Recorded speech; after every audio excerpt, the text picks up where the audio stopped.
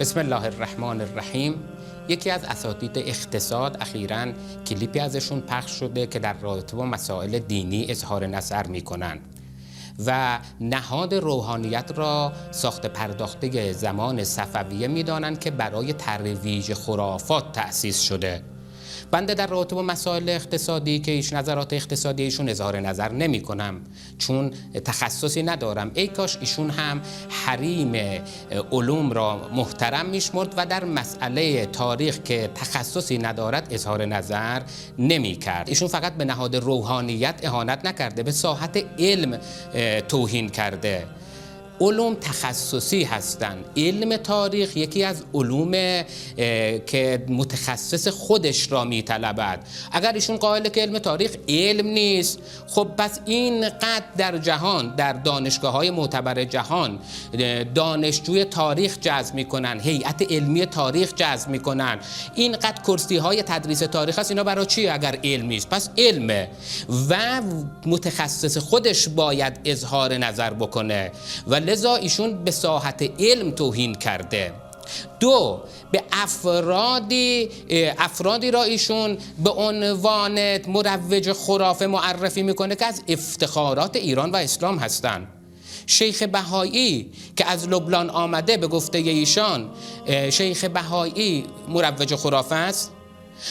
شیخ بهایی که در فلسفه، در حکمت، در ارزم به حضور شما فقه، در حدیث، در ریاضیات، در نجوم، در معماری اینقدر آثار ازش باقی مونده، ایشون مروج خرافه است؟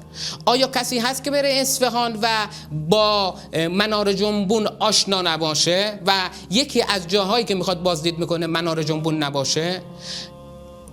گنبد مسجد اصفهان که توسط ایشون طرحش داده شده و 7 بار صدا را منعکس میکنه، آیا از افتخارات معماری اسلامی ایرانی نیست؟ آیا حرم امام رضا علیه السلام با اون مهندسی عجیبش از افتخارات اسلام و ایران نیست؟ ایشون مروج خرافه بوده؟ یا شما ملا صدرا را ببینید، این حکیم بزرگ، این فیلسوف بزرگ که کارشناسان موضوع، کسانی که تلاشناس هستند مثل هانری کوربن، کتابهای ایشون رو ترجمه میکنه، به غرب معرفی میکنه، ایشون مروج خرافه بوده؟ یا جناب میرداماد، این فیلسوف بزرگ اسلامی که آثارش اینقدر فخیم هست که اسلام شناس بزرگ ژاپنی جناب ایزوتسو کتابایشون رو ترجمه میکنه، چه تعابیری در رابطه با ایشون داره؟ ایشون مروج خرافه است؟ علامه مجلسی مروج خرافه است؟ چه کسی علامه مجلسی را میشناسه؟ یه اقتصاددان یا آیت الله شبیری زنجانی، رجالدان بزرگ، ایشون میشناسه؟ ایشون میفرماید کسانی که در رابطه با بهار اظهار نظر غیر کارشناسانه میکنن، اینها درک نکردن بهار چه کتابی است. خب اینها مروج خرافه بودن؟ اما مسئله اصلی که ایشون متعرض اون شده، نهاد روحانیت میگه که در زمان صفویه تأسیس شده. آیا اقتصاددان، شما کتاب‌های اربعه را میشناسید؟ کتب اربعه را میشناسید؟ این کتب اربعه کی نوشته شده؟ در زمان قرن 4، قرن 3 و 4. اصول کافی، من لا یحضر، تهذیب، استبصار، اینا زمان صفویه نوشته شده؟ آیا شما آشنایی با نهاد روحانیت در زمان آل بویه دارید؟ دارالعلم‌های شیعی را میشناسید؟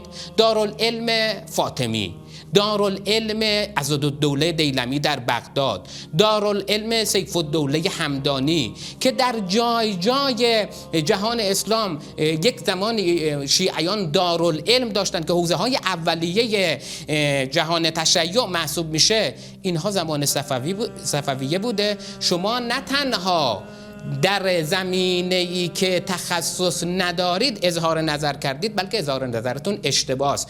بیایید احترام علم را نگه داریم و هر کس در اون زمینه‌ای که خودش تخصص دارد سخن بگوید. و السلام علیکم و رحمت الله و برکاته.